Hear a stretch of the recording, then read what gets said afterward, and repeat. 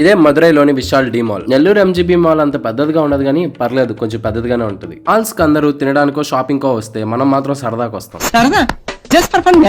మీకు జీవితంలో పైకి వెళ్ళటం అంటే ఏంటో తెలుసా? ఇదే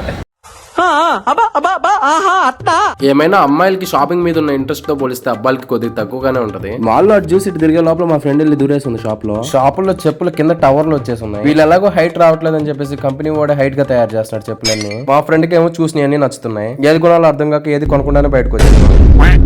వెళ్ళేటప్పుడు ఆ షాప్ ఎక్స్ప్రెషన్ చూడాలి అసలు. అక్కడి నుంచి బయటకు రాగానే మనకు ఒక ఆర్టిస్ట్ కనిపించాడు. ఇవన్నీ పెన్సిల్ ఆర్ట్స్ చాలా రియలిస్టిక్ గా వేసాడు. బొట్టు కూడా యాస్టీస్ అలానే ఉంది. ఒక ఆర్ట్ కి 500 చార్జ్ చేస్తున్నాడు విత్ ఫ్రేమ్ అన్నమాట. ఆ ఆర్ట్ కి ఫ్రేమ్ వేసి గిఫ్ట్ ప్యాక్ చేసి మరీ ఇస్తున్నాడు. నాకైతే ఆ ప్రైస్ కి ఈ ఆర్ట్ వర్త్ అనే అనిపించింది. తర్వాత ఫ్రెండ్స్ కి వెళ్ళి షాపింగ్ చేస్తే 7,000 బిల్ అయింది. ఇంత షాపింగ్ చేసినందుకు వీళ్ళైతే మనకు కూపన్స్ ఇచ్చారు. ఈ రోజుకింతే. By by.